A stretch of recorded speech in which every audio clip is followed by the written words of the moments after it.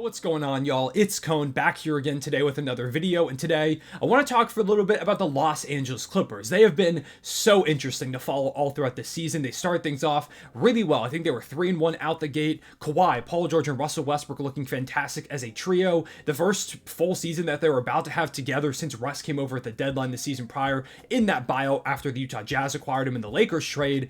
They looked great with their role players. Tyronn Lue had a system in place. The Clippers were just on fire, and it felt like, hey, maybe this is going to be a great season for them.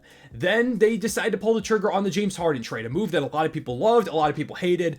I liked it. I thought it was going to be a good move and that ultimately it was the right decision, but I did have some reservations, and some of those reservations popped up in the first 5-6 games after the Harden trade, where they went winless, including a loss to the then, I think, 1-win or 2-win Memphis Grizzlies. They looked terrible. Offensively, defensively, they were a mess. They had no size after trading away 3 frontcourt guys in the deal. The 3 players that they looked at to be their stars in Harden, Kawhi, and Paul George didn't have much chemistry. Tyronn Lue was saying, hey, give us more time, which, yeah, it does take more time than 5-6 games to make that thing work, but even still, in that time, there were like Clippers beat reporters saying that it was one of the worst stretches of Clippers basketball they'd ever seen. So things look terrible, but they slowly built up a rhythm, and I think about 3 weeks ago, they were on fire, and I made a video saying that, hey, the Clippers look really scary right now. They're kind of figuring things out, and since that point, things have only gotten even better for the Clippers, to the point where a lot of people are saying that they're their pick to come out of the Western Conference. I put out a tweet right before this video because I wanted to gauge y'all's opinions, where I said, if you had to pick a team to come out of the Western Conference right now, not named the Denver Nuggets,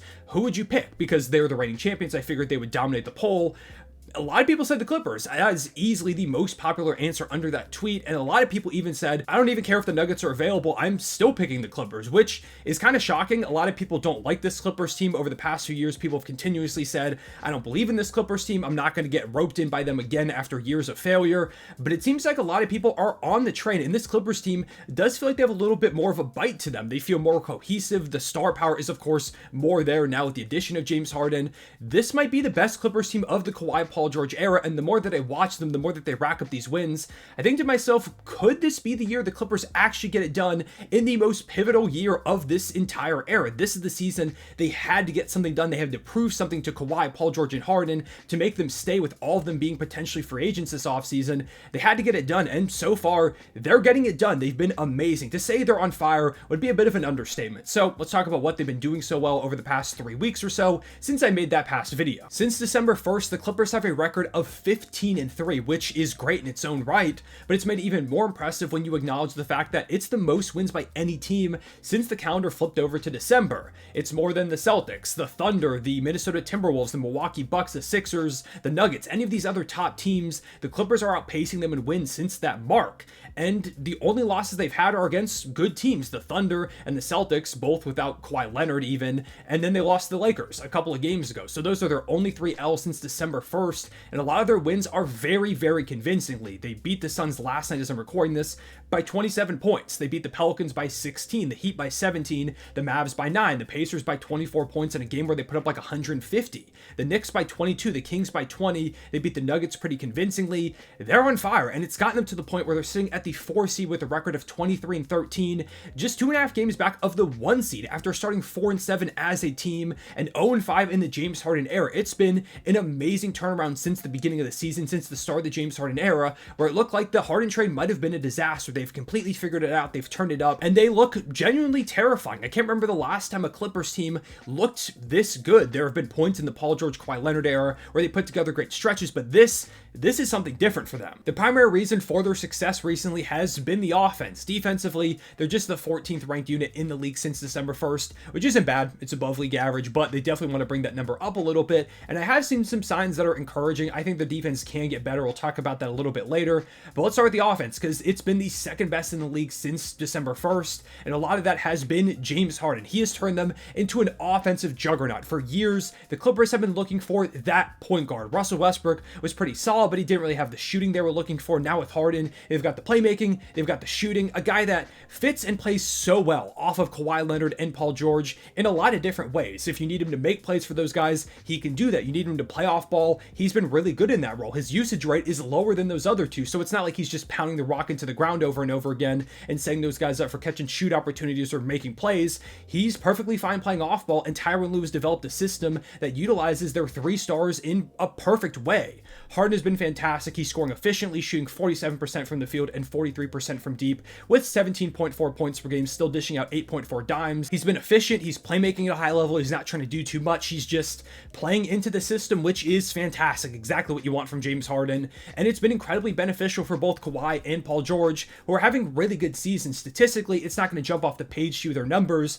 but it's more than plenty to go ahead and get things done. And it's kind of symbolic of this balanced offense that they've built. Kawhi Leonard is having one of the most efficient seasons to date, dropping 24 points per game, 6 boards, and 3.4 assists with 1.8 steals, with a 62.4 true shooting percentage, which is the 9th highest mark out of any player averaging 20 plus points per game this season.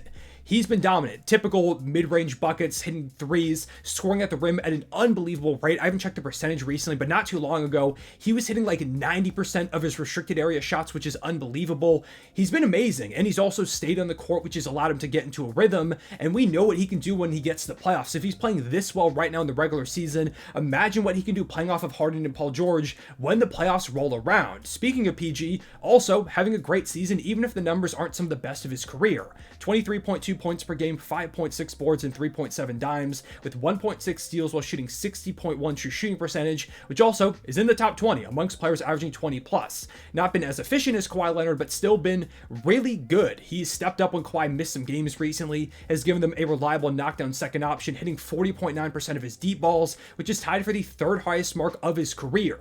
These two guys have just thrived playing alongside James Harden. They're all incredibly efficient scoring options. They're all playing well off each other, sacrificing for each other at different moments. It's been a harmonious trio ever since that initial losing streak. You've also got to give credit to the role players around these stars who are playing at a high level too. Norman Powell, you want to talk about efficiency, 13.4 points per game, shooting 50% from the field and 46% from deep. He is half a percentage point on his free throws away from being a 50, 40, 90 player off the bench for them. That's an insane luxury to have. He's also really benefiting from this fantastic balanced offensive scheme. Zubac and Harden have developed a lot of chemistry, and after a really rough start to the year where Clippers fans were calling for him to be traded, Zubac is now having a fantastic year. Russ has been really good off the bench. His role has gotten much smaller since Harden came into town, but he's sacrificed, and he's been willing to play this bench role, losing a lot of minutes at times. He's still putting effort in as a defender, as an extra playmaker, and he's still been plenty solid. He's a great guy to have off the bench. Tice has been amazing as a mid-season acquisition. Amir Coffey has given them some really good minutes. Plumlee is working his way back from injury right now, and has looked decent since his return. Man is solid, but definitely needs to hit some more threes. Kobe Brown's had some minutes. Brandon Boston Jr. So many guys on this roster have contributed in big ways, and it's been a team effort. As much as Kawhi, Paul George, and Harden are at the head of the snake, everybody is contributing and finding ways to help this team win, which is impressive. They've really found a balance amongst this team. You've got to give a lot of credit to Tyronn Lue for the way that he's implemented this system and maximized the talent in it on the fly, because the Harden trade wasn't like in the offseason and he had the full offseason to make this game plan. He had to do it mid-season, figure out, okay, how do I now add Harden to this with his playmaking, with his scoring? How are Kawhi and PG going to play off each other? What does Russ do now? How do these role players benefit?